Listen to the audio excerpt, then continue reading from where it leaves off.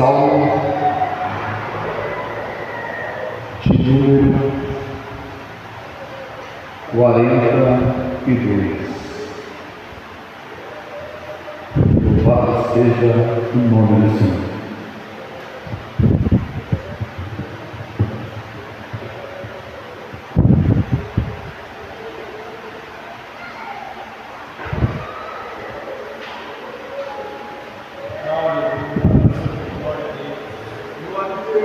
Os irmãos podem sentar? Pode sentar.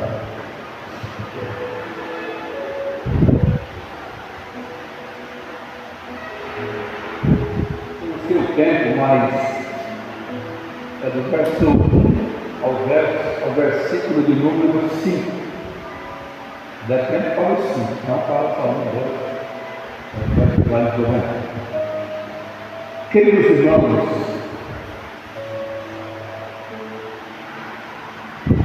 nessa noite, Deus colocou essa palavra no meu coração, uma palavra muito conhecida, Salmo de número 42.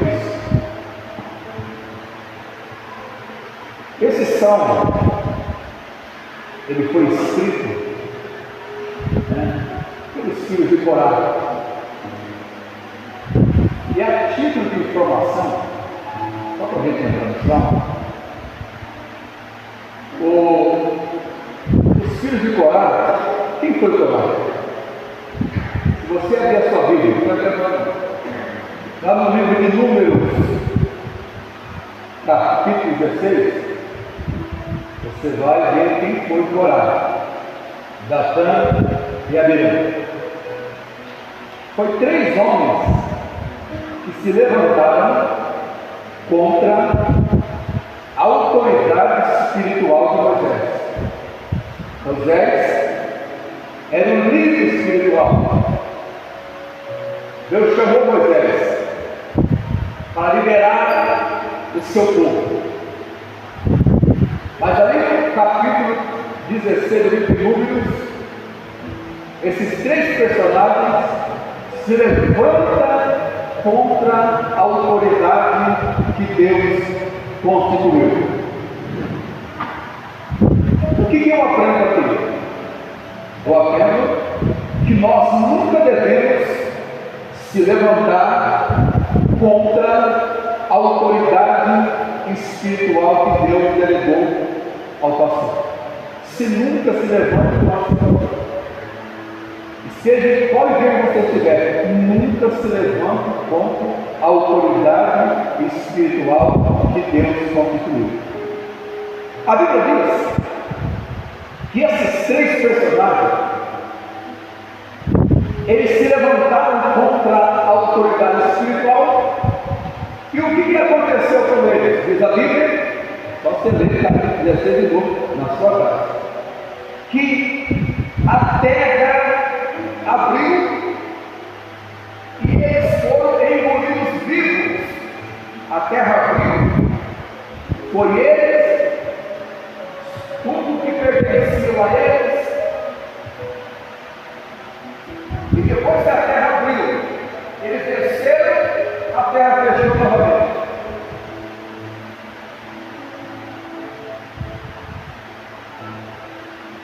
Mas lá no capítulo de número 26, versículo 11, Números, a Bíblia diz que os filhos de Corá, não seguiu o pai. Não seguiu o pai. Não seguiram a rebeldia do pai.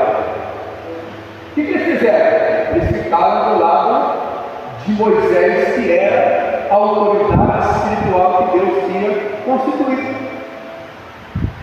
Meu pai rebelou. Meu pai se levantou como um líder espiritual. Foi ele. Nós não. Nós vamos ficar do lado do líder espiritual que Deus levantou. E por causa dessa atitude, capítulo 26, versículo 11 do Números, está escrito lá que os filhos de Corá não morreram. Não morreram. Porque não se rebelaram como o seu pai se rebelou contra Moisés. Isso é a título de informação aos irmãos para a gente entrar na ação. Muito bem. Meus irmãos, o Salmo 42, ele vai nos relatar a situação do salmista. Não é Davi, é um dos filhos de Corá. E segundo a história, os filhos de Corá foram tão abençoados que eles escreveram vários salmos. Eles foram como os filhos da casa de Deus, como os levitas que tocavam, adoravam e serviam a Deus na casa de Deus. Muito bem. Na antiga aliança, eu sou uma nova aliança, como é que era o formato de adoração? Não é como hoje, você pode adorar a Deus em qualquer lugar que você estiver. Na igreja, na sua casa, no seu serviço, viajando e assim sucessivamente. Mas na antiga aliança não era assim. Na antiga aliança se adorava a Deus somente no templo, em Jerusalém. Somente lá adoravam a Deus. 3 vezes ao ano, os judeus saíam das suas cidades, Jericó, Galileia, por onde eles estavam, e iam a Jerusalém adorar a Deus. 3 festas principais: a Páscoa, Pentecostes e a festa dos tabernáculos. Eram 3 festas principais que tinha em Jerusalém, e os judeus faziam peregrinação para ir a Jerusalém adorar a Deus, porque somente ali no templo era lugar de adoração e exaltação do nome do Senhor. Muito bem. Aí no capítulo 42, Salmo 42, não é capítulo, Salmo não tem capítulo. O Salmo 42, o salmista, ele começa a dizer assim, presta atenção: como o cervo branda pelas águas, assim suspira a minha alma por ti, ó Deus. Esse versículo, irmãos, faz a gente entender que esse personagem bíblico, esse salmista, ele estava longe de Jerusalém. Ele estava no exílio, ele estava distante de Jerusalém, e provavelmente entre os gentios.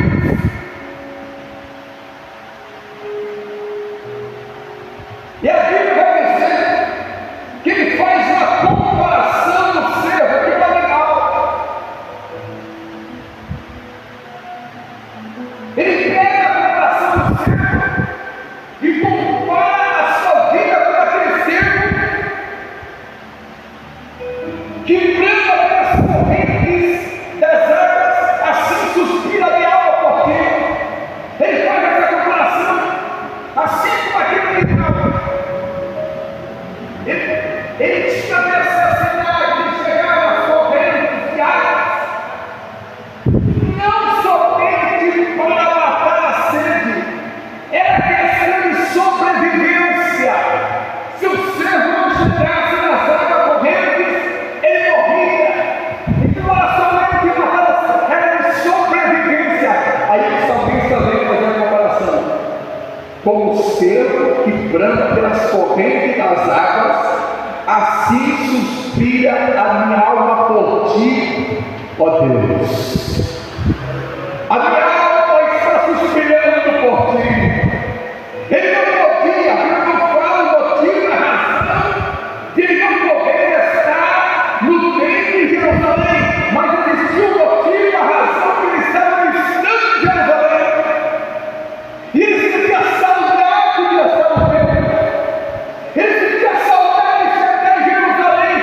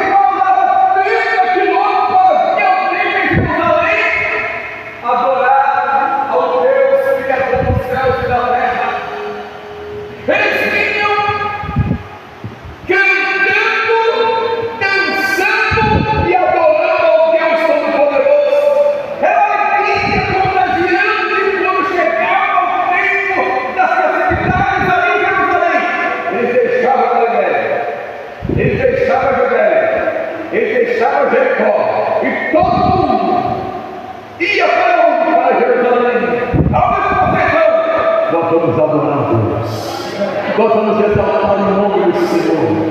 Havia alegria, havia júbilo, havia satisfação, havia gozo. Andar 150, 180 quilômetros de dia, de noite, mas adorando a Deus, glorificando o nome do Senhor. Meu querido, o que te impede de estar na casa de Deus? Quando você vê a casa de Deus, venha com alegria. Faça como Davi dizia: alegrei-me quando me disseram vamos à casa do Senhor. Por quê? Porque na casa de Deus alegria. Na casa de Deus o Espírito Santo alegra nossos corações. Na casa de Deus é onde Deus tem a liberdade de contar a minha vida, a sua vida. E nós saímos daqui adorando a Deus e reconhecendo a sua presença, porque diz a Bíblia: aonde estiver dois ou três reunidos no meu nome, eu estou no meio. Então, quando chegamos aqui, Jesus já está aqui, nos aguardando, nos esperando para nos abençoar ricamente e poderosamente. Louvado seja o nome do Senhor. A minha alma suspira por ti, ó Deus. Eu tenho vontade de estar no templo. Não sei por que ele podia. Não sei por que ele estava longe. Mas a vontade dele era estar na igreja. A vontade dele era estar no templo. A vontade dele era estar adorando. Mas ele estava impossibilitado. Ao verso 2: a minha alma tem sede do Deus vivo. Quando entrarei e me apresentarei ante a face de Deus. A minha alma, ela tem sede de ti. E eu pergunto: a sua alma tem sede de Deus? Olhar para você. Será que as lutas, as dificuldades, as circunstâncias terminaram nossa sede espiritual na nossa vida? Não podemos deixar que nada dessa vida venha minar a nossa sede de Deus, irmãos. A nossa sede de servir a Deus, a nossa sede de adorar a Deus. Ele dizia: minha alma tem sede do Deus vivo. Quando eu entrarei e me apresentarei ante a tua face, eu não vi a hora de estar em Jerusalém, no templo, adorando a Deus. Pastor Isaac sempre diz: a igreja é o melhor lugar do mundo. A igreja é o melhor lugar do mundo, é onde você adora a Deus, onde você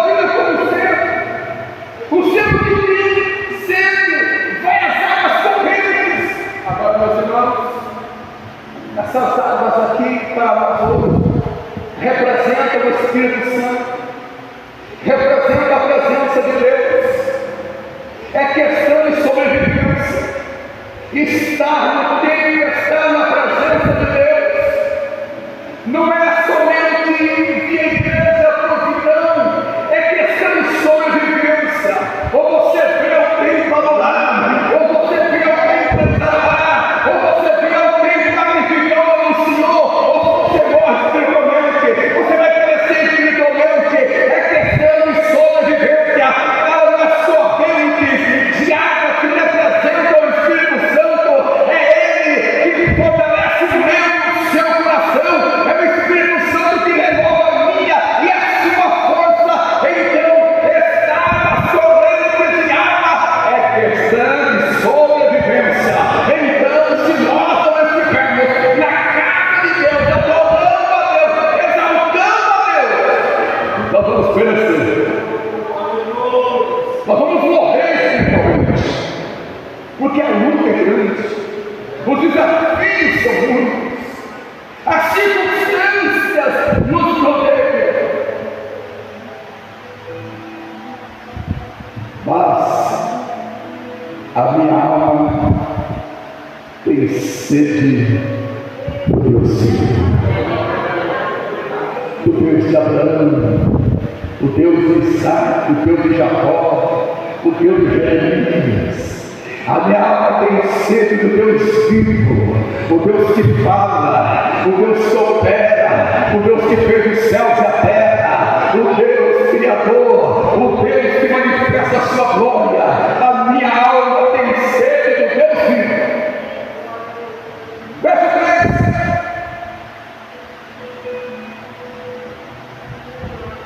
As minhas lágrimas servem de mantimento de dia e de noite, porquanto me dizem constantemente: onde está o teu Deus? Vou perguntar para você: você está crente? Estou. O que está sofrendo? O que está doendo? Por que está desempregado? Por que você está no vale, na luta? Por quê? Porque você não passou na prova, você não é crente, não é dizimista, não serve a Deus.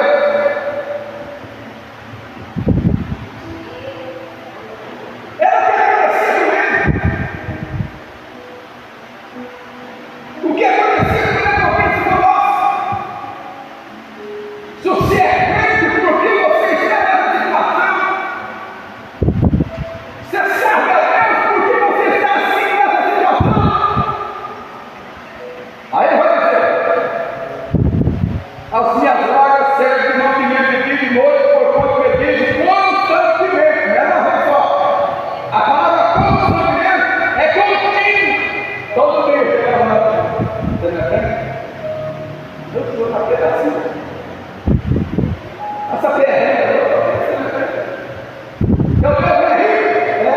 Porque esse cara não tem nada. Assim fazia com ele para tudo. Mas agora os irmãos, quando fala de lágrimas aqui,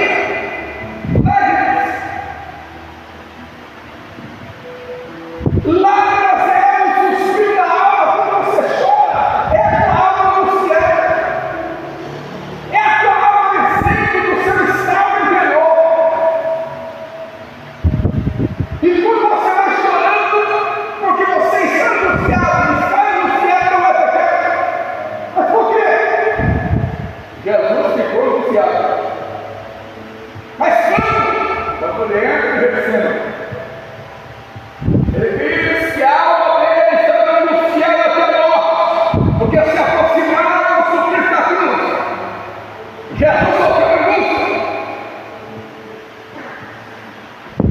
Elias sofreu angústia. Pediu a Deus: Senhor, me mata, eu não sou melhor do que meus pais.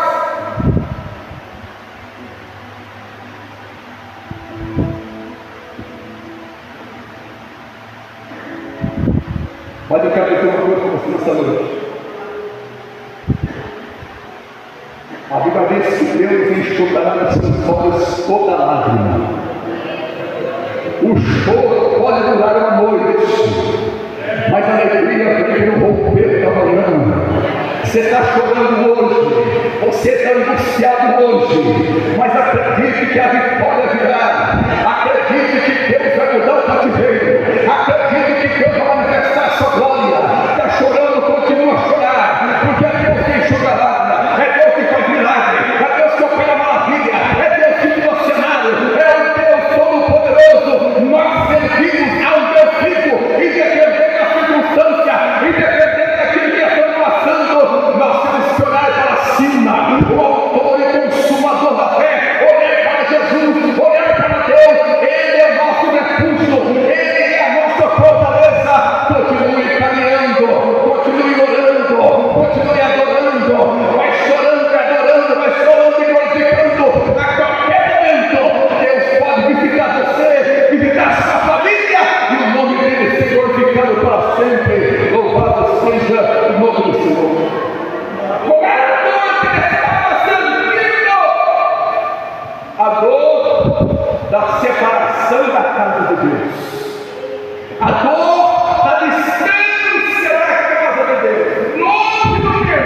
Aquele não ia lá, aquele não ia no seu interior. Quando que eu vou dar uma para apresentar diante do meu Deus? Quando, meu Deus, quando eu vou estar na igreja? Quando?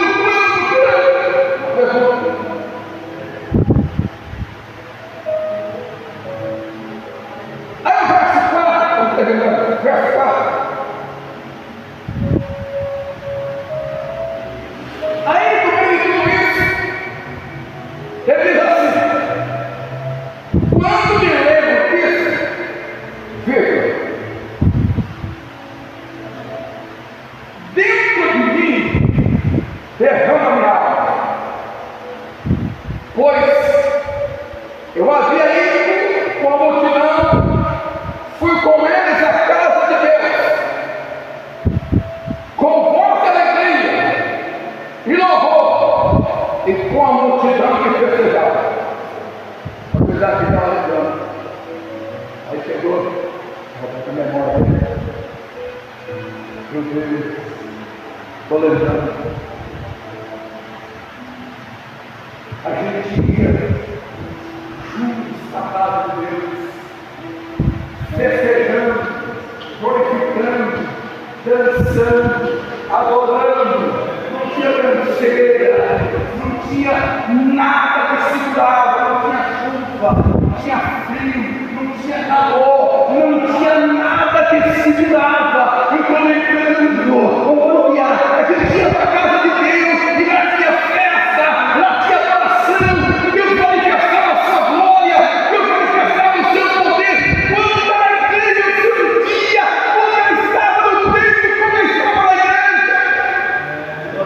Isso doía na alma dele, a minha alma se derrama, era amor da alma. Por lembrar, ele estava longe, e naquele momento o povo estava lá no tempo adorando a Deus, exaltando a Deus. Isso machucava a multidão que festejava, a multidão que adorava, e falou que não ofereciam, cantando, dançando e adorando a Deus para chegar no tempo. A gente sai pegar isso aqui. Imagine que você sai da sua casa, cantando, adorando, cheio de Deus, cheio da presença de Deus, chega na igreja. Qualquer alguém deve salvar dele. Qualquer alguém que está glorificando o Senhor, você vai exaltar o Senhor. Havia festa para Deus. Rapidinho, já aconteceu com o nosso contador. Eu tinha 13 anos de idade, muito amor, eu gostava dos irmãos 13 quilômetros de sala. Os irmãos do Larinho levantavam 1 hora da manhã, 2 horas da manhã para trabalhar. Aqueles irmãos, simples, mas simples que eu acordo. Não estava na carreira. Pensa uma coisa que não tem conforto no mundo é carreira. No plano, no plano, um daquele de volta, tem conforto nenhum. Aquele que não estava na carreira, não. E ela não estava no meu lado. Dá-me o teu corpo para cantar, dá-me o meu corpo para cantar. É para o meu Deus, né? Já não estava na carreira, adorando, glorificando, exaltando, adorando, olha o culto dele em cima da carreira. O João Paulo descia, entrava na igreja, aleluia, já entrava cheio da presença, cheio do poder, cheio da glória de Deus. Qualquer irmão do Espírito Santo que saudava de mostrar o seu povo pegado. Aquela alegria foi prazer. Porque ele interventou. Então faz isso. Você orou antes da igreja? Você leu a Bíblia hoje? Você pediu a Deus para abrir a porta da palavra? Orou pelo pregador? Sabia que ia pegar? Irmãos, o Espírito Santo precisa nos sacudir. O Espírito Santo tem que mudar a rota da nossa vida. A gente voltar, aleluia, a ser mais abençoado e mais cheio de Deus na casa de Deus. Por que essa vida está sofrendo? Ele sabia da alegria do povo. Ele sabia do gozo da alma que eles tinham, que eles estavam tendo adorando a Deus. Verso 5 para terminar. Aí ele começa a confrontar o homem, dizendo assim, verso 5. Porque está abatida, ó Biel. Vamos lá. E por que te perturbas em mim? Espera em Deus, pois ainda louvarei na salvação da sua presença. Ó Biel, por que você perturba dentro de mim? Havia uma perturbação, inquietação dentro da vida do salmista. Por quê? Espera em Deus. Uma situação difícil. Mas ele não entregou o sono. Ele disse assim: espera em Deus. Eu ainda louvarei. Espere em Deus. Eu ainda louvarei na salvação da sua presença. Salvação aqui é livramento, é mudar cenário. Salvação é livramento, mudar cenário nesse assim. Intercia para a sala. Fica tranquilo, não perturba não. Porque aí eu vou sair dessa situação aqui. E aí eu vou louvar a Deus. Espere em Deus. Você está perturbado? Espere em Deus. Está com dificuldade? Continue esperando em Deus. Está com problema? Espere em Deus. Está orando? Espere em Deus. Está pedindo? Espere em Deus. Não perca a esperança nele. Não perca a esperança nele. Jó perdeu tudo, mas não perdeu a esperança nele. Jó disse: olha, ainda que ele me mate, ele esperarei.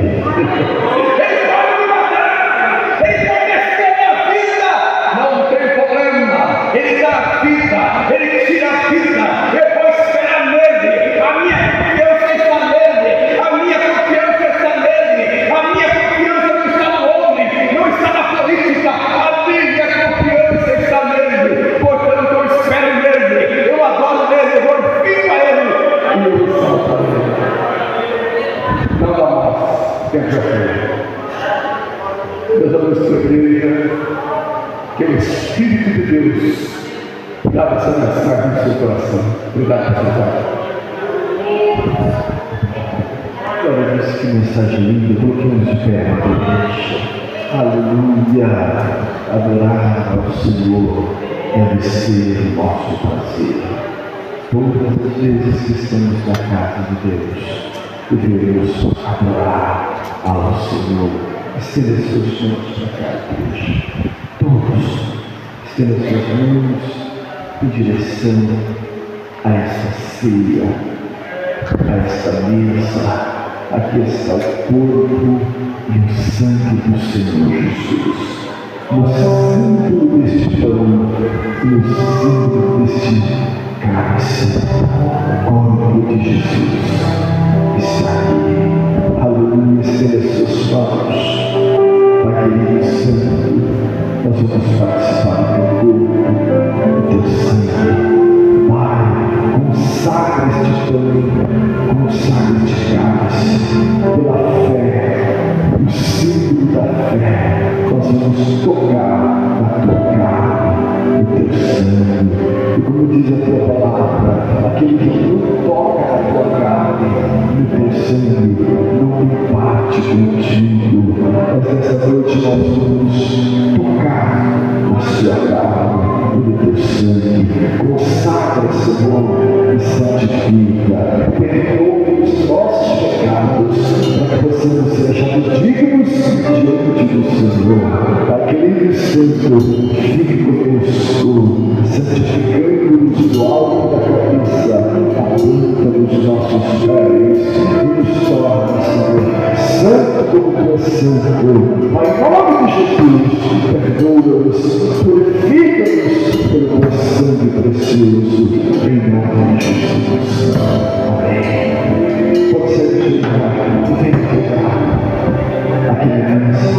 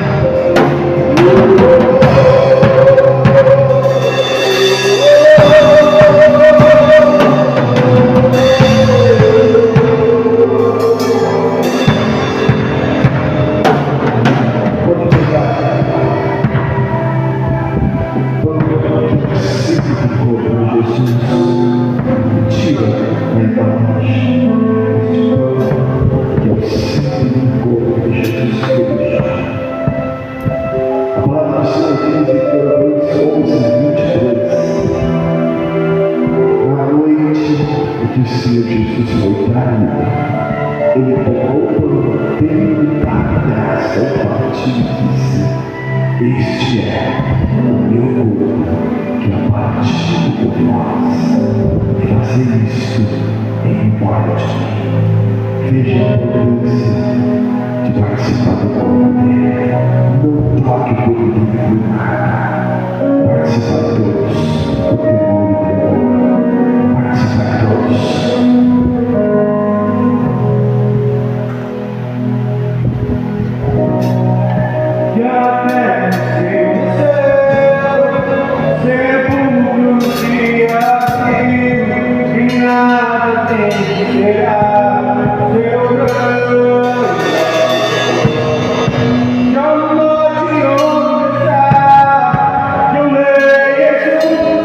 Oh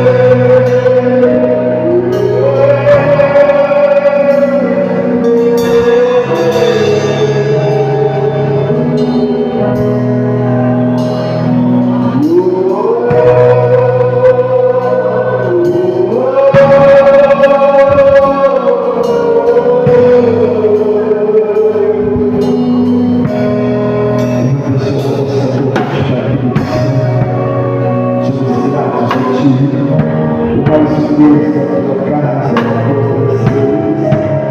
até que os irmãos chegar. Continua conosco, continua dando força, por mais um mês, eu atendo o Senhor na minha paz e da angústia. Mantém-nos firmes, constantes, presentes, abundantes na tua obra. Mantém-nos de pé, te adorando, mantém-nos na tua casa, te louvando. Em nome de Jesus.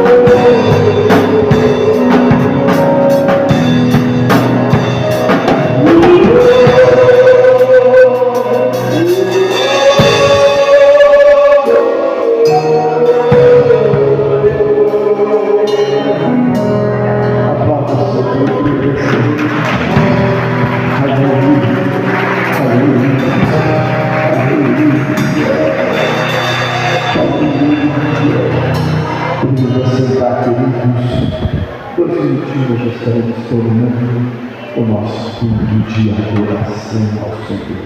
Amados, neste momento nós vamos contribuir